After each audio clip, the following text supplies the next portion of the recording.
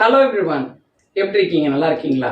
நண்பர்களே, நிறைய பேர் ஆங்கிலத்தில் பேசுறதுல ரொம்ப சிரமப்படுறீங்க. ஆங்கிலம் பேசுறதுல முக்கியமான சில ரகசியங்கள், சீக்ரெட்ஸ் நான் இன்னைக்கு உங்களுக்கு சொல்லி கொடுக்குறேன். நீங்க இதை பின்பற்றினாலே போதும், சூப்பரா இங்கிலீஷ்ல பேச முடியும். அதுக்கு முன்னாடி நம்முடைய சேனலை இது வரைக்கும் நீங்க சப்ஸ்கிரைப் பண்ணல, மேலும் நிறைய சீக்ரெட்ஸ் பிளஸ் டெக்னிக்ஸ் தெரிஞ்சுக்கொள்ள நம்முடைய பாசிபிள் இங்கிலீஷ் இந்த சேனலை சப்ஸ்கிரைப் பண்ணி அந்த பெல் ஐக்கானை ஹிட் பண்ணிக்கங்க. நண்பர்களே, ஆங்கிலம் சீக்கிரமாக, சரளமாக, வெகு சீக்கிரத்துல பேசக்கூடிய தன்மையை நம்ம எப்படி வாழ்க்கையில அன்றாட கொண்டு வர முடியும், இதை பத்தி தான் இன்னைக்கு நான் பேச போறேன். இதுல சில டிப்ஸ் உங்களுக்கு போர்டில் கொடுத்துருக்கேன், நீங்க அதையும் அப்சர்வ் பண்ணுங்க. நான் சொல்ல வர விஷயத்த தினமும் நீங்க பின்பற்றினீங்க அப்படின்னா கண்டிப்பா ஆங்கிலம் பேச முடியும். ஓகே, ஸோ அதே மாதிரி சிறந்த டிரான்ஸ்லேஷனும் அங்கங்க நீங்க பார்க்க முடியும். கண்டிப்பாக இந்த வீடியோ உங்களுக்கு பயனுள்ளதாக இருக்குன்ற நம்புறேன். அதனோட சேர்த்து இன்னைக்கு என்னென்ன டிப்ஸ் அப்படின்றதையும் பார்ப்போம். Learn new word everyday. தினமும் புது வார்த்தை கற்றுக்கணும். அந்த புது வார்த்தையை நம்மளுடைய வாழ்க்கையில எப்படி நம்ம பயன்படுத்தணுமோ, எந்தெந்த சூழ்நிலைகளை பயன்படுத்தணுமோ அந்தந்த சூழ்நிலையில நம்ம பயன்படுத்த கற்றுக்கொள்ள வேண்டும். முக்கியமா சில பேர் வார்த்தைகளை பார்க்கறதோட அப்படியே விட்டுறது. அந்த வார்த்தையை நம்மளுடைய ரொட்டீன் லைஃப்லயோ, நம்ம வாழ்க்கையில அன்றாட பயன்படக்கூடிய சில வாக்கியங்கள்லயோ பயன்படுத்த மறந்துடுறீங்க. அதனாலதான் தமிழ்ல நீங்க நல்லா பேசினாலுமே ஆங்கிலத்தை பேச முடியாத சூழல் ஏற்படுது. தமிழ்ல எத்தனை வார்த்தைகளை போட்டு பேசுறோம், அது மறக்குதா? இல்ல. அதே மாதிரிதான் நீங்க இந்த ஆங்கில வார்த்தைகளை தினமும் பிராக்டிஸ் பண்ணதான் வரும். இல்லைன்னா சில பேருக்கு சுட்டு போட்டா கூட வராதுன்னு சொல்லுவாங்க. அது உண்மைதான். அப்ப என்ன பண்ணணும் அப்படின்னா, வார்த்தைகளை எடுத்துக்கலாம். எக்ஸாம்பிள், ஒரு வார்த்தை எடுங்க. உங்களுக்கு பிடிச்ச வார்த்தை என்னன்றத எனக்கு காமெண்ட் செக்ஷன்ல தெரிவிங்க. இப்ப நான் எனக்கு பிடிச்ச வார்த்தையை நான் சொல்றேன். எனக்கு பிடிச்ச வார்த்தை சாதாரண ஒரு வார்த்தை என்னன்னா லைக் அப்படின்னு கூட சொல்லலாம். நம்மளுக்கு எது பிடிக்கும் அப்படின்னு கேட்டா லைக்னு சொல்லுவோம். என்ன பிடிக்கும் அப்படின்னு யோசிக்கும் போது இதில் ஒரு வாக்கியமா உருவாக்கலாம்ல. இன்னைக்கு ஏதோ ஒரு பொருளை பார்க்குறேன், ஏதோ ஒரு கடைக்கு போய் நிற்கிறேன், அதுல ஏதோ ஒரு விஷயம் எனக்கு பிடிச்சிருக்கு அப்படின்னா ஐ லைக் திஸ் ட்ரெஸ். இந்த ட்ரெஸ் எனக்கு பிடிச்சிருக்குன்னு சொல்லுங்க. அதே போல ஒரு காஃபி குடிக்கிறீங்கன்னா ஐ லைக் திஸ் காஃபி அப்படின்னு சொல்லலாம். I like this whole environment. இந்த என்விரான்மெண்ட் சூப்பரா இருக்கு, ரொம்ப பிடிச்சிருக்கு எனக்கு அப்படின்னு சொல்லுங்க. இந்த லைக்கவே பல முறை பயன்படுத்தும் பொழுது இயற்கையாகவே நம்மளுடைய அந்த கன்சிஸ்டன்சின்னு சொல்லுவாங்க, விடாமுயற்சியோட பேசக்கூடிய தன்மை நம்மளை விட்டு போகாது. இதான் முதல் டிப். இதை நீங்க ஃபாலோ பண்ணி எனக்கு நீங்க ஒரு வார்த்தையை வைத்து பல வாக்கியங்களை உருவாக்கி அனுப்புங்க. அடுத்து பாருங்க, உங்களுடைய திறமைகளை நீங்க நல்லா இங்கிலீஷ்ல பேசுறீங்கன்னு தெரிஞ்சிருச்சுன்னா நீங்க அதை ஏன் ரெக்கார்ட் பண்ணக்கூடாது? நிறைய பேர் ரெக்கார்டிங் பண்றதே இல்லை. ரெக்கார்டிங் என்பது என்ன? செல்ஃபி எடுத்தாதான் ரெக்கார்டிங்கா? இல்ல சும்மா ஒரு பாட்டை நம்ம ரெக்கார்ட் பண்றோம், ஒரு சினிமா பாடல்களை, அதெல்லாம் நீங்க பண்ணக்கூடாது. நீங்க எதை பண்ணணுமோ அதை தான் பண்ணணும். இப்ப நான் என்ன சொல்றேன் அப்படின்னா, நீங்க பேசக்கூடிய ஆங்கில வாக்கியங்களை ரெக்கார்ட் பண்ணிக்கங்க.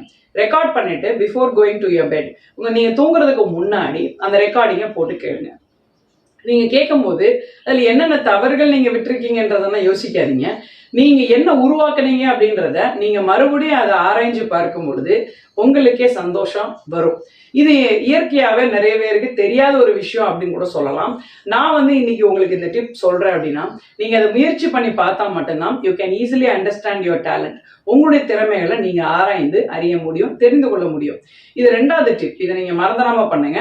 நல்லா ரெக்கார்ட் பண்ணி அதை லிசன் பண்ணி பாருங்க. அதுல உங்களுடைய பிழைகளும் தெரியும், நல்ல விஷயங்களும் தெரியும். மூணாவது விஷயம், feel proud to make a sentence with mistake. ஒரு வாக்கியம் உருவாக்குறோமா, அதுல பிழைகள் இருக்கா, சந்தோஷப்படுங்க, பெருமைப்படுங்க. ஏன் கவலைப்படுறீங்க? மற்றவங்க எதுவும் சொல்லிடுவாங்களோ? மற்றவங்களை பத்தி நினைச்சீங்க அப்படின்னா நீங்க வாழ முடியாது. மற்றவங்க நம்மளை என்ன ஜட்ஜ் பண்றாங்க, என்ன வெண்டிகேட் பண்றாங்கன்றத நீங்க நினைச்சிட்டே இருந்தீங்கன்னா நீங்க வாழ்க்கையில எதையுமே செய்ய முடியாது இல்லையா? அப்போ உங்களுக்கு பிடிச்ச மாதிரி ஒரு ஹேர் ஸ்டைல கூட போட முடியாது, உங்களுக்கு பிடிச்ச மாதிரி ஒரு சாப்பாடு கூட நீங்க செய்ய முடியாது. அப்படி பார்க்கிறப்ப நீங்க உங்க வாழ்க்கையில நீங்க உங்களுக்காக வாழுங்க.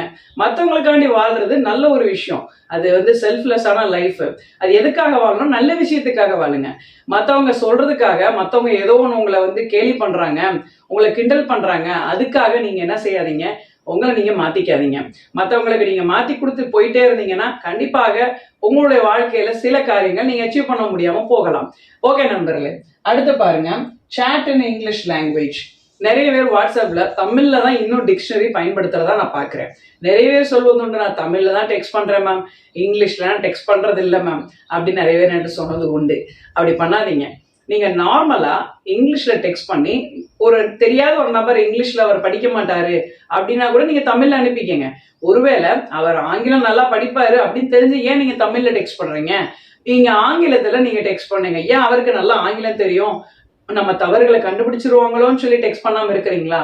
அப்படி இருந்தா தயவு செய்து அந்த ராங் பர்செப்ஷனை எடுத்து தூக்கி குப்பையில போட்டுட்டு நீங்க நல்ல ஒரு விஷயத்த செய்யுங்க. இன்னையில இருந்து எல்லாருக்கும் நீங்க இங்கிலீஷ்ல டெக்ஸ்ட் பண்ண கத்துக்கங்க. தப்பா இருந்தாலும் பரவாயில்ல, அவங்க ஒருவேளை நம்முடைய தவறுகளை திருத்தினா கூட அக்செப்ட் பண்ணிக்கோங்க. அதன் மூலமா நம்ம லேர்ன் பண்றோம் இல்லையா? ஸோ நிறைய விஷயங்கள் இப்படிதான் கத்துக்கொள்ளாமலே நம்ம பிறருக்காகவே சில நேரத்துல நம்மளுடைய முன்னேற்றத்தை நம்ம தடுத்துக்கிறோம். இதை முதல்ல சரி பண்ணீங்கன்னா நிச்சயமாக நீங்க சூப்பரா டெக்ஸ்ட் பண்ண முடியும். என்ன மாதிரி கிரீட்டிங்ஸ்ல நீங்க டெக்ஸ்ட் பண்ணலாம்? ஒரு நாளைக்கு நீங்க என்ன கேட்பீங்க? ஸோ என்ன செஞ்சிருக்கீங்கன்னு கேட்பீங்க. வாட் ஆர் யூ டூயிங் கேளுங்க. சரி, நீங்க அந்த வேலையை நான் கொடுத்தேன் அதை முடிச்சிட்டீங்களான்னு கேட்கும்போது how you completed this work அப்படின்னு கேளுங்க. அதுக்கு நீங்க தமிழ்ல அனுப்பாம இங்கிலீஷ்ல அனுப்புங்க. வேற என்ன கேட்கலாம் அப்படின்னு கேட்டா, நீங்க வந்து எப்போ வருவீங்க இந்த மீட்டிங்க்கு அப்படின்னு கேட்கலாம் ஒரு மெசேஜ்ல. So when will you come, I am waiting for you, நான் இங்கே காத்து கொண்டு இருக்கிறேன், நீங்க எப்போ வருவீங்க அப்படின்னு கேட்கலாம். ஸோ இந்த மாதிரி சின்ன சின்ன கான்வர்சேஷன்ல தான் உங்களுடைய நம்பிக்கை அது துளிர்விடும் கூட ஒரு நேரத்தையும் காலத்தையும் நீங்க கொடுக்குறீங்க. நீங்க துளிர் விடாதபடி அதை நீங்க வேறலையே அறுத்துட்டே இருந்தீங்கன்னா எப்படி உங்களுடைய ஆங்கில வளர்ச்சி அதிகரிக்கும்? கண்டிப்பா முடியாது நண்பர்களே. நீங்க இதை செஞ்சா மட்டும் தான் முடியும். 5வது, be confident to speak with strangers. யாரோ முன்பின் தெரியாத ஒரு நபர், நான் அவர்கிட்ட ஆங்கிலம் பேச முடியுமா? கண்டிப்பா முடியும். அப்ப அந்த நபர் என்னை பார்த்து என்ன நினைப்பாரு? நான் நல்லா பேசலன்னா அவர் என்னை பார்த்து சிரிப்பாரோ, என்னை வந்து கிண்டல் பண்ணுவாரோ, கிண்டல் பண்ணுவாரோ, இதெல்லாம் நினைச்சீங்கன்னா கண்டிப்பா நீங்க ஆங்கிலமே பேச முடியாது. நீங்க அன்னோன் பர்சன்ட்ட பேச பழகினா மட்டும்தான் அது ஒரு நல்ல ஒரு வாய்ப்பு. ஏன் தெரியுமா? தெரிஞ்ச நபர்கிட்ட பேசினாதான் பிள்ளைகளை கண்டுபிடிச்சு டார்ச்சர் பண்ணுவாங்க. பட் தெரியாத நபர்கிட்ட பேசும்போது அவங்க பிள்ளைகள் இருந்தா கூட அது அவங்கள்ட்ட சொல்லணும்னு அவசியம் அவங்களுக்கு இல்லை. ஏன்னு கேட்டா அவங்க முதல் முறையாக அவங்கள பார்க்கிறாங்க. அதனால அவங்கள நம்ம ஹர்ட் பண்ணக்கூடாதுன்னு சில பேர் என்ன செய்வாங்க, சூப்பரா சரி நார்மலா பேசுறாரு, ஓகே நம்மளும் பதில் சொல்லுவோம் அப்படின்ற ஒரு எண்ணத்தோட உங்களை என்கரேஜ் தான் பண்ணுவாரே தவிர உங்களை டிமோட்டிவேட் பண்ண மாட்டாரு. நண்பர்களே, இந்த மாதிரி நிறைய டிப்ஸை நீங்க ரெகுலரா ஃபாலோ பண்ணாதான் சீக்கிரமா இங்கிலீஷ்ல பேச முடியும். இங்கிலீஷ்ல என்ன பேச முடியல சொல்றதுல பிரயோஜனம் இல்லை. when you start practicing you can speak English flawlessly. நீங்க பிராக்டிஸ் பண்ணதான் ஆங்கிலம் வரும். கன்சிஸ்டன்சி அப்படின்றது ரொம்ப முக்கியம். when you follow everything consistently, தொடர்ச்சியாக நீங்க ஃபாலோ பண்ணும்போது கண்டிப்பா உங்க வாழ்க்கையில நீங்க உங்களுடைய கெரியர்ல சக்சஸ்ஃபுல்லா ஆங்கிலத்துல பேச முடியும். இன்னும் நீங்க ஆன்லைன் கோர்ஸ்ல சேர்ந்து இன்னும் நான் சீக்கிரமா எனக்கு நிறைய டெக்னிக்ஸ் இது மாதிரி சொல்லி கொடுங்க, நானும் ஆங்கிலத்தை சீக்கிரம் பேசணும் அப்படின்னு ஆசையோட இருந்தீங்கன்னா இந்த வாட்ஸ்அப் நம்பருக்கு உடனே தொடர்பு கொண்டு வாட்ஸ்அப் டெய்லி யூசேஜ் அப்படின்னு ஒரு கோர்ஸ் ஸ்டார்ட் பண்ணியிருக்கேன். ஜஸ்ட் 500 rupees பே பண்ணி நிறைய பேர் ஃபேஸ்புக்ல இருந்து சேர்ந்துட்டு இருக்காங்க. யூடியூபரா நீங்க இருந்தீங்க, இல்லை யூடியூப் பார்க்கக்கூடிய ஒரு சப்ஸ்கிரைபர் ஃபாலோவரா இருந்தீங்கன்னா நம்மளுடைய இந்த ஆன்லைன் கோர்ஸ்ல சேர மறந்துடாதீங்க. இன்னும் மேலும் சரளமாக பேசுறதுக்கு டெக்னிக்ஸ் சொல்லி நிறைய ப்ராக்டிஸ் பண்ணா அது தனி குரூப் உங்களுக்கு ஸ்டார்ட் பண்ணியிருக்கேன். அதுல நீங்க பயன்பெறணும் அப்படின்னா சீக்கிரமாக சேரலாம். 1-to-1 தனி நபருக்கு ஸ்பெஷல் கேர் எடுத்து கிளாஸ் எடுக்கிறோம். அதுல நீங்க வந்து பங்கு பெறணும் அப்படின்னா 1-to-1 கிளாஸஸ் சேருங்க. 4வது விஷயம், IELTS TOEFL. நீங்க ஒருவேளை ஃபாரின் போறீங்க, அப்ராட் போறீங்கன்னா தாராளமா நீங்க IELTS அல்லது TOEFL எக்ஸாம் எழுதுறதுக்கு எங்க கிட்ட பயிற்சி பெறலாம். இந்த மாதிரி நிறைய ஆப்பர்ச்சுனிட்டிஸ் இருக்கு. ஏன் உங்க டயத்தை வேஸ்ட் பண்ணிட்டு இருக்கீங்க? சீக்கிரமா இந்த ஃபோன் நம்பருக்கு தொடர்பு கொள்ளுங்க. Bye. I will come with another interesting topic very soon. Bye.